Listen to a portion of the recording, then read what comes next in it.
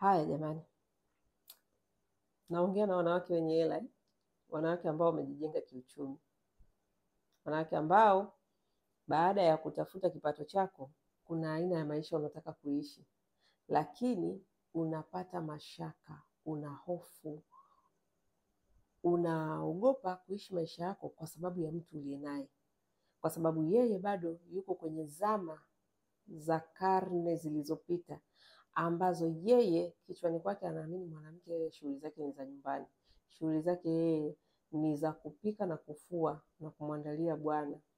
Yeye bado anaamini hivyo. Wewe na haamini kwamba sasa hivi mwanaume yeye kazi yake ni kwenda kuwinda. Yeye anaamini mwanaume wa kisasa anaweza kufanya shughuli zake za kibiashara, akatoka anaendesha renji yake au gari yoyote. Wakati zamani babu zake walikuwa hawana magari, walikuwa wanatumia sijui punda na walikuwa wanaenda kuwinda. Sasa hivi anatoka anaenda sijui kwenye corporate world huko, anafanya kazi, analipwa mamilioni ya hela. Yeye maisha mababu zake walioishi na mabibi zake ndio anataka wewe karne ya leo uishi. Wakati na wewe ni mwanamke ambaye unajua kujipambania, unajua kutafuta pesa yako, na pesa ni tool, ni kifaa ambacho kinaturahisishia maisha. Wewe mwanamke, moja ya eneo ambalo unaamini kabisa unataka kurahisisha maisha yako ni majukumu ya nyumbani ambayo yanakula muda mwingi na ni ya kuchosha. Kwa wanawake ambao wanajitafuta, well and good, ni sehemu nzuri sana ya kuanzia maisha. Yaani hiyo ndio sehemu na recommend. Mwanamke ambaye unatafuta ndio unajitafuta ndio unaanza, hiyo ndio sehemu. Kazi ya nyumbani ndio sehemu nzuri kabisa ya kuanzia. Haina stress.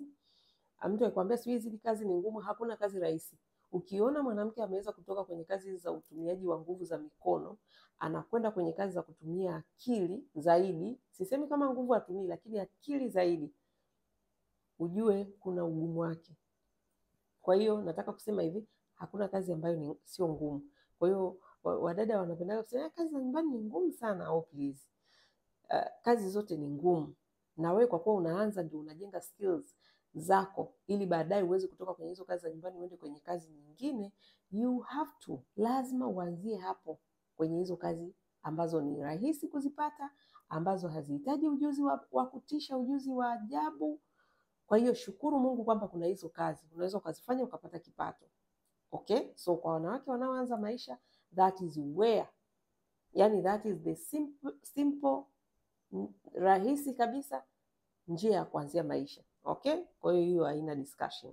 Lakini kwa mwanamke ambaye umeshajipanga, umeshajitafutia maisha yako, ndugu yangu, kazi za nyumbani sio lazima uzifanye. Kama unataka kufanya kwa kupenda fine, but najua 99% wanawake wengi hawahitaji kufanya hizo kazi. They don't like kuzifanya kwa sababu tayari kwanza wana majukumu yao mengine ya kuwaingizia pesa, yanawaumiza kichwa, yanawaumiza akili, yanachosha. Kwa hiyo iweje tena urudi unatafuta hela ya kazi gani kama haiwezi kukurahisishia maisha yako? So nachotaka kusema ni kwamba ule ujinga wa kuogopa kwamba nisipofanya hizi kazi za nyumbani sijui nitaonekanaje, acha huo ujinga. Inabidi ujifunze kuacha, yani ujifunze kuachana na mila ambazo hazina faida tena, kwa sababu hao wenzetu wanaume wameacha, hawaendi kuwinda tena, hawaendeshi punda, yani hawatumii usafiri wa punda, wameacha. Wanatumia simu nzuri, wanatumia magari mazuri, wanatumia marenji, wamejenga majumba makubwa, hawaishi kwenye nyumba za tembe. Hayo yote wameacha. Kwa nini wewe usiache mambo ya kizamani ambayo hayana tija? Yani unapata hela, ukatumia hela zako kurahisisha maisha yako, kwamba hauhitaji kutoka huko kazini umechoka maskini ya Mungu. Unarudi mbio mbio kwa sababu mume wangu chakula cha dada hali. Mume wangu nguo zake lazima nifue mimi. Chumba chetu lazima mimi nifanye usafi. Wewe ni upumbavu alivyo gani? Alafu usisubiri mwanaume eti yeye ndio abadilike akwambie mke wangu sasa hivi usifanye hizi kazi. They will never happen. Wewe ndio unatakiwa uweke mguu chini useme you know what? Mimi I'm not going to do this. Hizi vitu mimi I'm not going to do. Unataka kafanye wewe, kama hautaki tuhaye watu wafanye. You have to be bold. Na ndio hicho wanaume wanasema haki kishapata yao wanakuwa jeuri.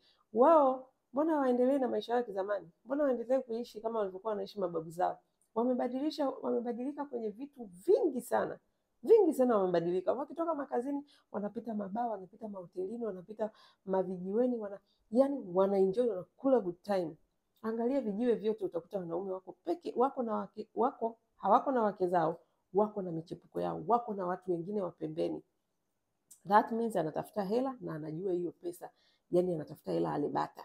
Akija nyumbani huko saa nyingine kajishibia, chakula masupu, manyama, matimoto, manini. Anakuja hapa anaangalia hivi. Ulichokuwa wewe umewahi kazi, umetoka kazini mbio saa 10, saa nyingine unatoroka, hata kutoroka, naenda kupikia mume wangu, naenda kupikia familia. Haya, huyo anaenda kumpikia yeye, akitoka mbio kazini, anapita baa, anapita sijui wapi, anakula zake bata. Kama alikuwa anakupenda kwa nini asipite na wewe? Kwa nini sikupigie simu au akupitia kwambia mke wangu nakupitia hapo twenzetu? Ni mtu ambaye anapenda kuwa na wewe. Lakini hii biashara, mtu anatoka yeye anaenda kula bata, wewe unatoka unakimbizana kwenda kumpikia. Oh please, kwa sababu unataka kuonyesha kwamba wewe wewe ndio wife material, so you have to train. Yani inabidi mjitrain, wanawake ambao mnatafuta pesa ziwarahisishie maisha, na hakuna siku mwanaume atasema kwamba sasa unajua mke wangu unachoka sana, najua unafanya hivi hizi kazi nyingine, acha tuajiri watu wafanye. Hakuna hata siku moja yataendelea kujifanya wao wanataka kula vyakula vya wake zao ambavyo hata wengine hawali. Wanakula baa, wanakula mahotelini, wanakula huko mavijiweni, wanakula kwenye migahawa, wanapikiwa huko pembeni na michepuko yao. Wewe utakuwa unajitoa ili kuhangaika, mimi kwa kuwa ni mke lazima kuna kazi lazima mimi nifanye. Ndugu yangu, hizo zama zimepitwa na wakati. Hizo zama zimeisha. Kwa hiyo, kwa wewe ambaye kama unafanya kwa mapenzi, sawa, lakini usifanye kwa sababu ni mila na tamaduni. Hamna huo ujinga. Mila na tamaduni, warudi wanaendesha punda, waanze kuendesha punda, waache kuendesha magari. Ndio tutajua tuko kwenye mila na tamaduni. Mila na tamaduni, warudi wakawinde, waache kufanya kazi zinazotumia AI, kompyuta, sayansi na teknolojia, warudi waende wakafanye kazi zinazohusu uwindaji. Kama hawawezi kurudi kule, warudi waache kuvaa suti, waende wakavae ngozi. Hizo ndio mila na tamaduni. Lakini kama hawataki kurudia hayo yote, that means hata wewe mwanamke you have to watch out. Lazima ujitazame, uangalie ukuaji wako wa kiuchumi, na unatafuta pesa kwa sababu gani? Utafutie hela zikae kwenye akaunti, uziangalie kwa macho. Unatafuta hela zirahisishe maisha yako, uingie saluni, utengeneze kucha zako vizuri like this, vile unavyopenda wewe. Ingia saluni, tengeneza nywele yako vizuri, pendeza, vaa vizuri. Umekaa unajifunika gubi kwa sababu unataka kuonekana wewe ni mke wa mtu. Yeye yuko huko na watu wamevalia bikini, wamevaa nini, wako wamevaa vigauni vyao amazing, wamevaa vishoti vyao amazing, wako nao huko, wameweka kucha zao ndefu kuliko hizi, wako nao huko. Wewe umejifunika hapo, unaitwa mke wa mtu. Mke wa mtu lazima ujifunike mke wa mtu. Lakini huyo mke wa mtu alojifunika hamchukui akaenda naye huko kwa washikaji zake huko anakoendaga. No, huko anaenda na hao waliopendeza, hao ambao wananukia.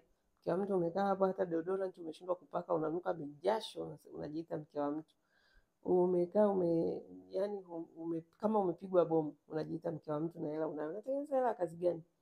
So train yourself. Sasa hivi nataka kuongea na wanawake ambao wametengeneza hela zao, lakini bado wanaishi kinjanja, wanaishi kishida kwa sababu eti ya kitu kinachoitwa mila na tamaduni. Mimi ni wife material, mimi mke, kwa hiyo lazima kuna vitu lazima mke afanye. Who told you?